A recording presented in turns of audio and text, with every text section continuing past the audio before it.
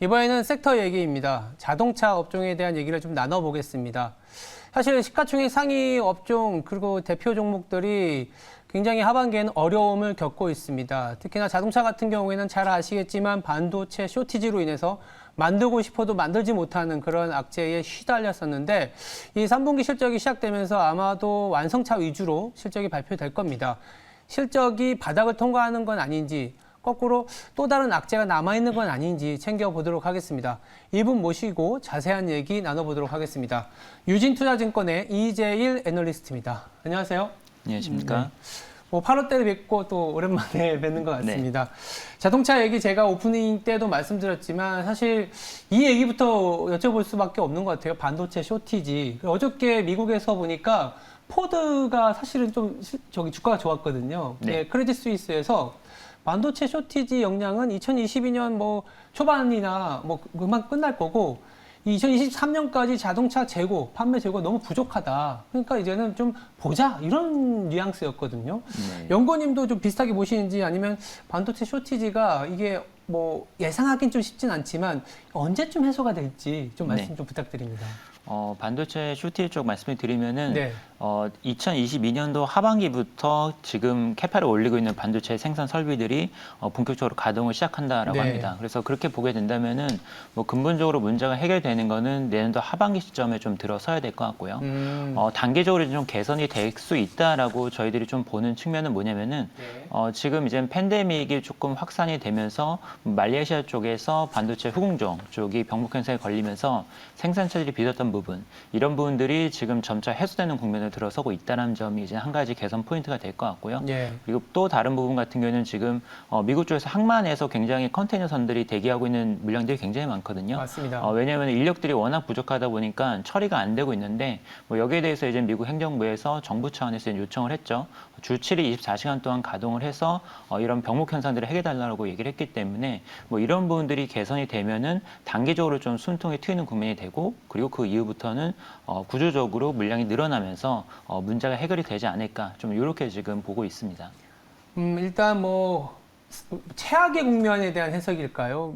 이제 해결된 건 없는데 그래도 이제 백신이라든지 어떤 항만에서의 어떤 적체 현상 이런 것들을 풀어나가다 보면 그동안 우리가 상반기 내내, 우리가 올해 내내 좀 자동차 업계의 발목을 잡았었던 부분들이 좀 해결될 것 같고, 맨하임 중고차 지수 또 올라가는 거 보면 그만큼 수요가 있는 것 같기도 해요. 그래서 올라가지 않을까라는 생각도 좀 들곤 있습니다. 네, 그래서 지금 일단 4분기에 기대를 하는 거는 최악의 국면에서 좀 개선되는 모습이 나타나는가. 이제는 계속해서 하락 추세를 나타냈기 때문에 여기서부터 개선 추세를 나타내게 되면은 또 앞으로의 기대감이 미리 또 선반영하는 측면이 있을 거기 때문에 어떤 방향성에 바뀌는 것, 요거를 지금 좀 기대를 하는 부분이고요. 말씀드린 대로 전면적인 개선은 내년도 하반기 정도. 내년도 하반기. 네, 그 정도를 봐야 될 것 같습니다. 좀 시간이 좀 남아있긴 하지만 그래도 개선될 수 있다는 기대는 있는데, 또 하나 복병이 터진 게 이게 얼마나 큰 충격이 될지 모르겠지만 마그네슘이라고 하는 부분들이 기사가 여기저기서 나오는 것 같아요. 최근에는 원가라든지 쇼티지가 쇼티지 이코노미 하면서 여기저기서 나오는데, 저도 잘 몰랐는데 마그네슘 가격이 뛰면 또 이게 또 다른 또 쇼티지 영향이 있다고 하는데 이게 어떤 영향이고 이것도 또 전망하기 쉽진 않겠지만 어떻게 풀어나가야 될지 말씀 좀 부탁드립니다. 이 마그네슘 같은 경우는 알루미늄 강판하고 굉장히 밀접하게 연관이 돼 있는 재료이기 때문에 그 차량에 들어가는 알루미늄 소재 제품들이 지금 좀 쇼티지를 겪을 가능성이 높다라고 지금 얘기가 되고 있습니다. 근데 이게 근본적으로 좀 쇼티지가 나타나게 된 원인을 보면은 지금 중국 정부에서 공장들 가동률을 좀 통제를 하고 있는데 특히 이제 알루미늄을 마그네슘을 생산하는 설비들이 좀 여기서 타격을 많이 입고 있다라고 합니다. 그래서 이게 만약에 정말로 이제 좀 큰 문제로 확산이 되면은 한국 업체들 같은 경우에도 타격을 입겠지만 다행히 현대차나 기아차를 보게 되면은 중국 내에서 생산 설비 자체는 이젠 예전처럼 가동률이 높지 않기 때문에 이게 어떤 국제적인 이슈가 된다면은 큰 피해가 없을 것이고, 전면적으로 이제는 확산이 된다면은 타격을 입을 가능성이 있는 이런 이슈로 볼 수 있습니다. 근데 다만 말씀드린 대로 원인 자체가 중국 정부의 생산 설비 통제이기 때문에 이게 정말로 이젠 걷잡을 수 없는 그런 사태로 번질 만한 이슈냐라고 하면 그렇지는 않을 가능성이 높지 않나, 이렇게 좀 생각을 합니다. 네, 알겠습니다. 반도체 쇼티지, 마그네슘 쇼티지 이런 부분들도 있는데, 또 한편으로는 자동차 업계의 또 다른 이제 우려의 시각은 환율이에요. 왜냐하면 이머징 통화, 특히 브라질이나 인도의 통화에 따라서 또 완성 차이의 판매량도 조금은 연동되지 않습니까? 그런 네. 것도 있고, 원엔 환율이 생각보다, 그러니까 원화가 엔 대비 너무 강해졌거든요. 네. 이런 영향이 실적 시즌에 또 다른 복병이 되지 않을까, 이렇게 우려하시는 분들도 계시거든요. 맞습니다. 뭐 네. 환율 같은 경우도 굉장히 중요한 이슈이긴 한데, 네. 근데 지금 전반적으로 봤었을 때 원화도 사실 강세는 아닙니다. 그쵸. 뭐 최근에는 원달러 환율이 1,200원까지도 치솟았었고, 네. 지금도 뭐 1,170원에서 1,180원 사이 정도로 굉장히 원화 가치도 좀 떨어져 있는 상황이기 때문에 실질적으로 뭐 지금 원화가 너무 강세라서 어려움을 겪을 것 같냐라고 하면 좀 그렇지는 않은 상황인 것 같고요. 네. 그리고 이머징 통화 가치 같은 경우는 사실 원자재 가격하고 굉장히 밀접하게 움직이는 특성이 있습니다. 네. 왜냐하면 대부분의 이제 이머징 국가들이 원자재를 이제 수출을 해가지고 이제 거기서 얻어들인 수익을 가지고서 경제가 돌아가는 경우가 많기 때문에 원자재 가격이 높은 수준 유지를 하게 되면은 사실 그 지역들의 통화 가치나 아니면은 이제 어떤 수요 같은 경우에도 증가하는 게 과거 경험이었기 때문에 현재의 높은 원자재 가격 수준이 유지가 된다면 오히려 이머징에서의 어떤 좀 판매 증가 이런 것들도 좀 기대할 수 있는 포인트가 있기 때문에 그 부분은 좀 우려보다는 좀 지켜봐야 되는 이슈라고 봐야 될 것 같습니다. 예, 알겠습니다. 저희가 이제 차근차근 질문을 드렸었던 뭐 반도체라든지 원가의 부담이나 또 다른 쇼티지가 될 수 있는 마그네슘, 거기다 환율까지 어떻게 보면 좀 안 좋은 얘기를 먼저 했는데 이거 한번 물어보고 싶어서 그런 거예요. 이제 좀 있으면 실적 발표하잖아요. 그렇다면 저희들이 이렇게 얘기하는 만큼 이제 나오는 실적은 정말 바닥이다. 이런 인식이 강해질지 아니면 조금 더 어떤 QOQ든 YOY든 전년 대비든 이렇게 좀 시간이 필요한 건가라는 고민을 줄지 연구님이 보시기에 3분기 실적의 관전 포인트 전망 어떻게 보시나요? 일단 전반적으로 3분기 실적 같은 경우에는 네. 좀 컨센서스를 하회하는 모습을 나타낼 걸로 보입니다. 근데 뭐 이 부분 같은 경우는 사실 지난 뭐 3분기 판매 데이터들이 공개가 되면서 어느 정도 예상이 된 부분이기 때문에 사실상 이게 실적이 좀 하회를 한다 하더라도 그게 주가에 큰 영향을 미치지는 않을 걸로 현재로서는 예상을 하고 있습니다. 그래서 네. 오히려 3분기 때 실적이 안 좋아서 이제 주가가 조정을 받는다면은 이제는 약간 좀 바닥권에 접근을 했다. 좀 이런 식으로 저점 매수 관점에서 좀 접근할 수 있는 포인트라고 생각이 되고 네. 오히려 지금 시점부터는 3분기 실적보다는 4분기나 내년도 전망이 좀 많이 반영이 될 걸로 이렇게 예상을 합니다.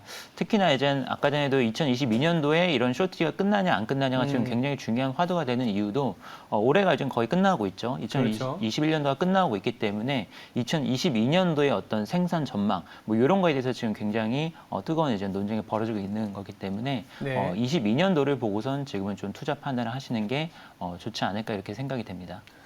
이게 자동차를 이제 자꾸 여쭤보는 이유가 뭐냐면 올해 내내 사실은 좀 가장 힘들었던 업종이고 이제 뭐 제가 이제 오프닝 때 어떤 차트를 보여드렸냐면 플랫폼부터 자동차, 2차 전지, 반도체, 바이오 이렇게 했는데 반도체 같은 경우에는 피크아웃 논리도 있고, 그다음에 플랫폼은 비싼 데다가 규제 이슈, 2차 전지는 이제 어제 테슬라 향의 어떤 LFP로 넘어가는 과정.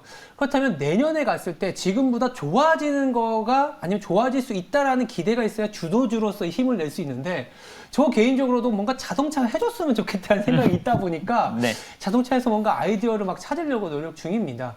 근데 이제 아직까지는 3분기 실적 시즌 때 아마 쇼크가 나오더라도 뭐 약간 바닥 논리로 접근해야 된다라는 얘기인 거고, 이제 그래도 기본적인 얘기를 좀 하다 보면 결국 또 판매량이지 않습니까? 최근에 네. 이제 저희들이 이제 중요하게 보는 지역은 아니지만 유럽 쪽에서는 또 괜찮은 판매량 데이터가 나오기도 했거든요.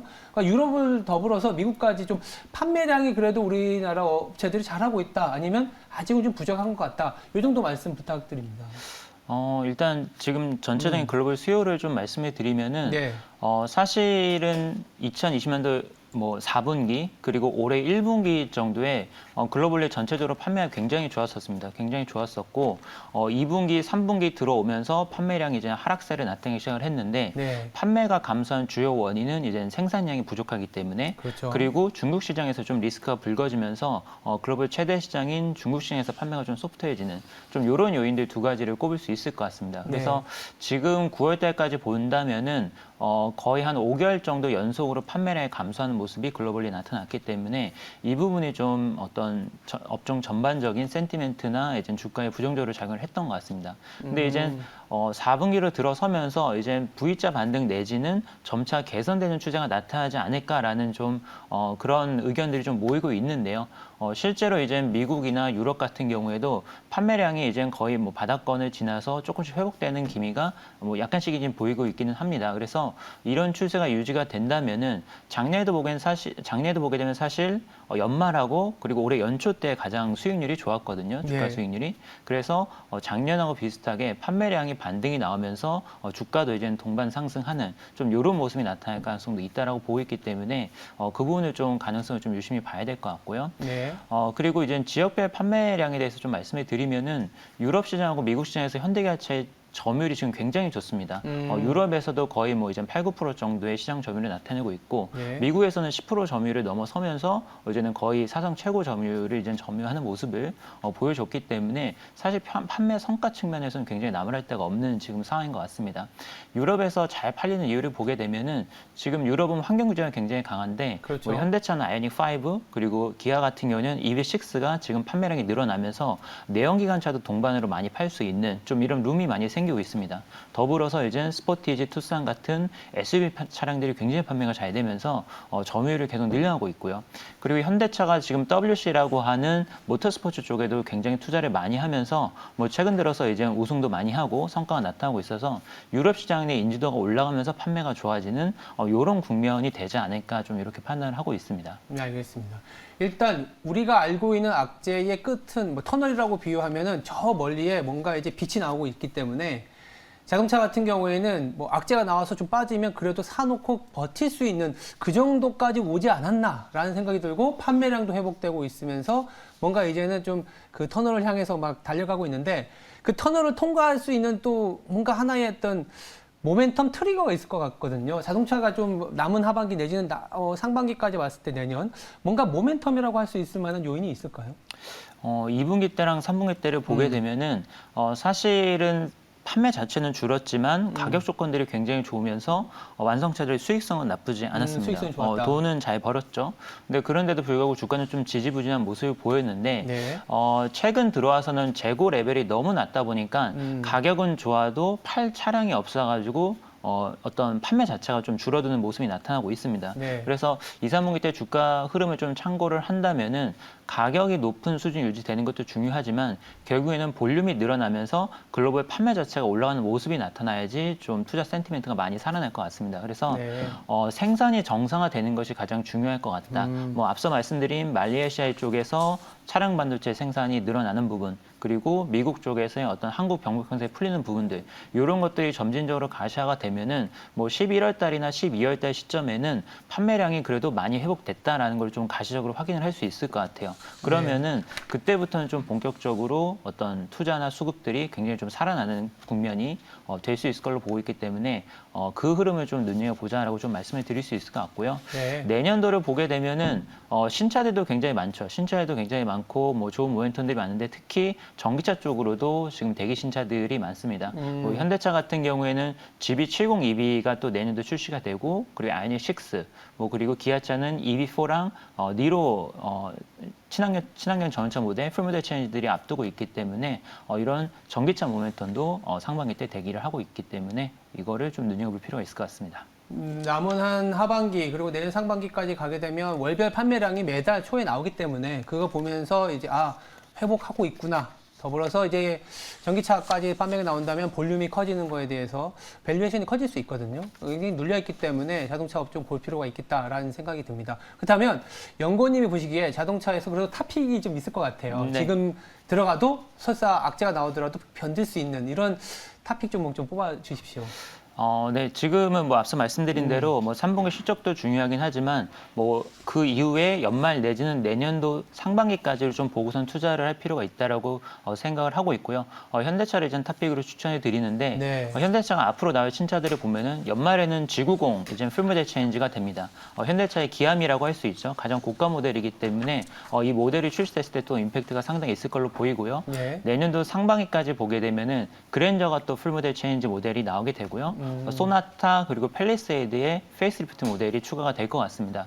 올해 이제 현대차가 사실은 미래차 전략 쪽으로 굉장히 좀 성과를 많이 냈었고 그리고 거기에다 좀 집중을 했었는데 오히려 기존에 있었던 내연기관차 판매 라인업이 약해지면서 수익성은 좀 기대에 못 미치는 좀 이런 모습이 나타냈습니다. 그래서 오히려 올해 연말부터 내년도 상반기까지는 이런 약해졌던 수익성 라인업들을 강화하는 좀 전략으로 갈 거기 때문에 이 부분이 또 주가에 좀 상당히 긍정적으로 작용을 할 것 같고요. 그리고 전기차 앞서 말씀드린 2종 그리고 또 수소 트럭이죠. 액션트 FCV 같은 경우에도 내년도 중으로 이제 양산 체제를 갖춘다라는 계획이기 때문에 또 수요차 모멘텀도 기대를 할 수 있어서 이 부분 좀 긍정적으로 현대차를 추천해 드립니다.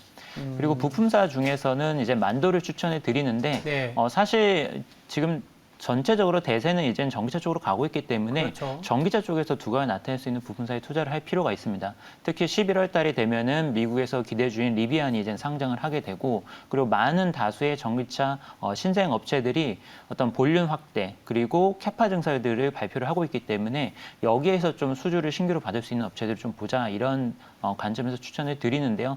만도 같은 경우는 국내 업체 중에서 기술력이 가장 뛰어난 편이고 그리고 전 세계 글로벌 OEM들로부터 수주를 다양하게 받고 있기 때문에 여기에서 가장 수혜를 볼 가능성이 높은 업체가 바로 만도가 아닌가 이렇게 생각이 됩니다. 그래서 만도를 추천을 드립니다. 알겠습니다. 지금 최근에 시장에서는 이제 설사 물리더라도 견뎌서 내년에 가까운 시일 내에 호재나 실적이 괜찮아지는 업종과 종목을 찾는 분위기인데 자동차 그리고 현대차와 만도가 그 대안이 될 수 있는 그 가능성을 좀 짚어봤습니다. 네, 지금까지 유진투자증권의 이재일 담당 애널리스트였습니다. 감사합니다.